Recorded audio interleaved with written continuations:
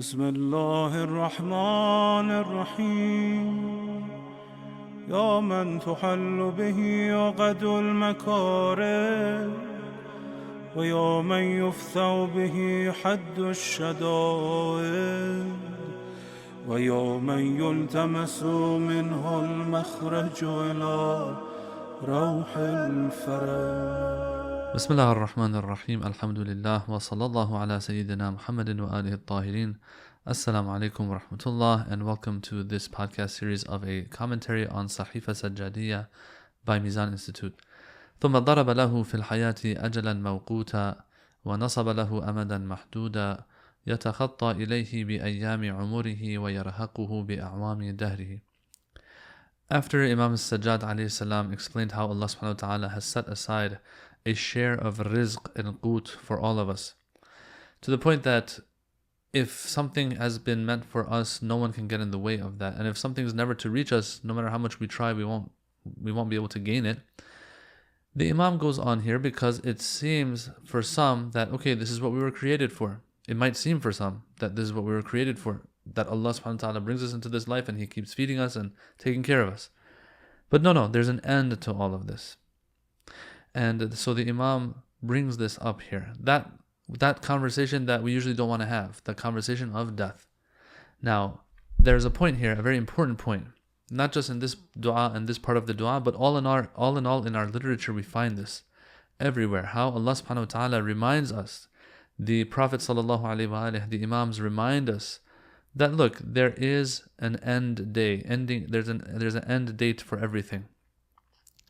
It's not like we are going to eternally be living a life like that which we are living right now. No, there is a time that all of it will end. And from this, what we can conclude, brothers and sisters, a very important conclusion to take from this, the fact that there is death, is that, okay, so this life is not the destination. This life is not what we're meant for. If the point was, the entire philosophy of us being and the wisdom behind us being in this life was that we're here, we live here, we have a good time, Allah feeds us, takes care of us, sustains us.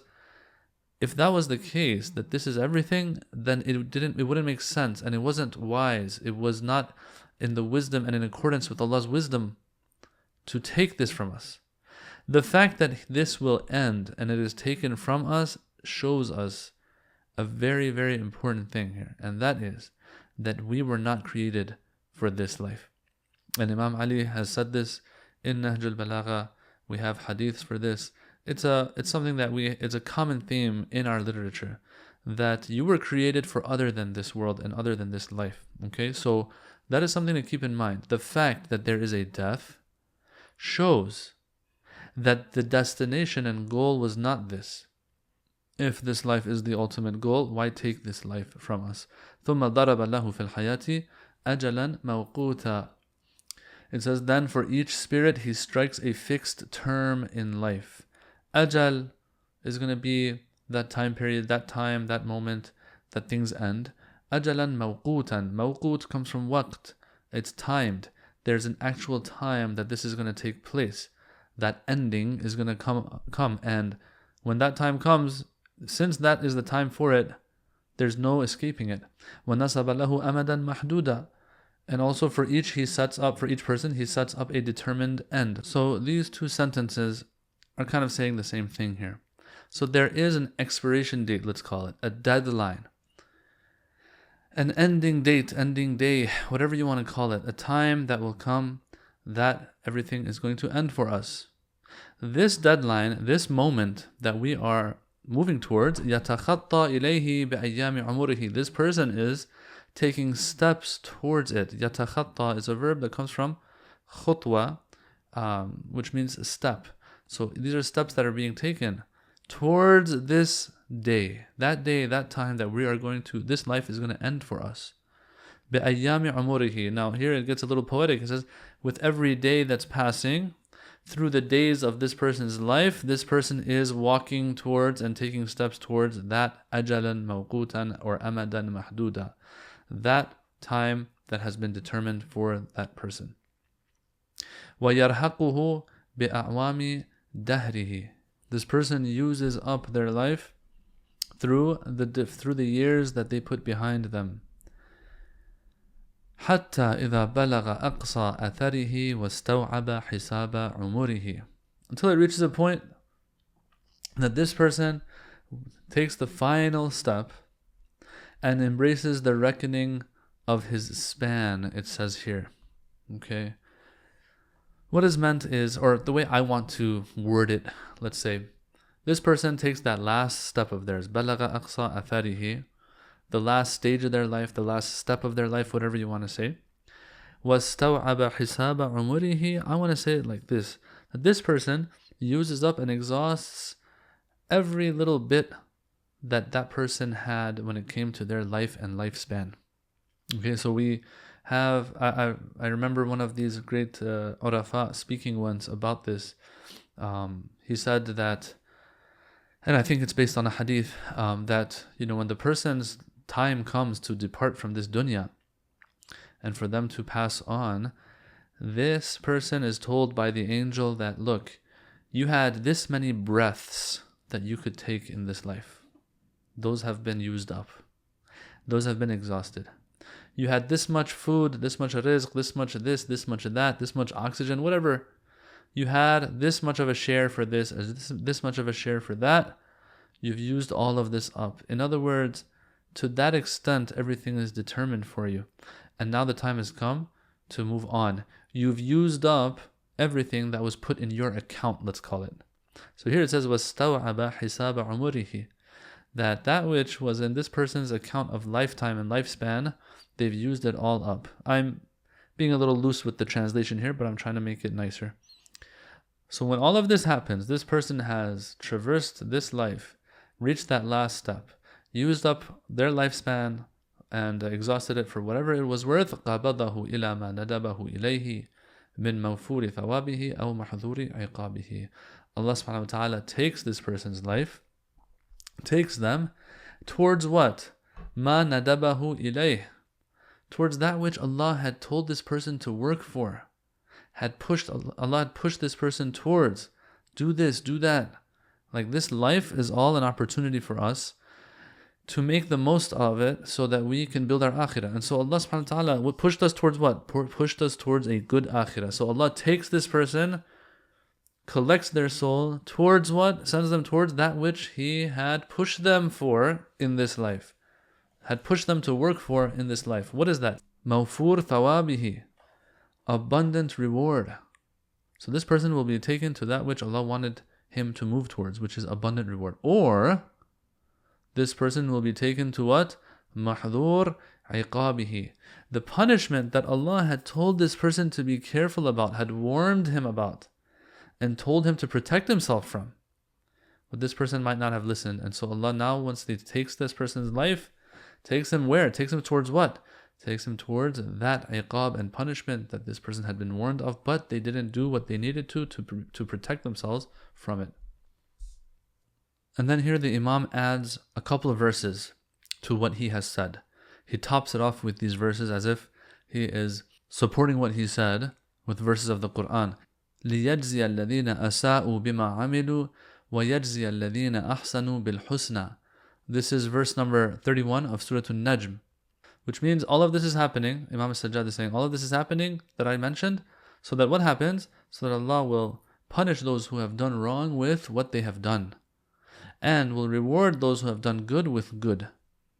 Now, this verse has a little point in it that I want to point out, and that is that it said Allah wants to punish those who've done bad with what they've done. It doesn't say punish them for the bad they've done with bad. It doesn't say that. But on the flip side, it says وَيَجْزِيَ الَّذِينَ أَحْسَنُوا بِالْحُسْنَى. On the flip side, Allah wants to reward those who did good with good. So Allah is rewarding those who did good with good, but punishing those who did bad with, not with bad, but with what they have done. Here, some have pointed this out, and it's a nice point, I like it, where it says that, look, when Allah is rewarding others, it says He will reward others who've done good with good. This implies that good comes from Allah subhanahu wa ta'ala. But on the flip side, it says Allah is going to punish the ones who did bad, not with bad, but He's going to punish them with whatever they've done. In other words, what they've done itself, of evil is going to be their punishment, and this is an embodiment of their own actions. If it had said Allah will punish them for the bad they've done with something bad, it kind of will imply that bad comes from Allah and emanates from Him. But in order to not give that off and not to make that impression, the verse says the ones who did bad, Allah wants to punish them with what they've done. He's just going to give them back what they've done of bad. Bad doesn't come from Allah.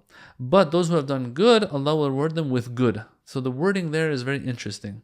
It should have said something like this, لِيَجْزِيَ الَّذِينَ أَسَاءُوا بِالسُّوءِ. But it says, أَسَاءُوا بِمَا عَمِلُوا.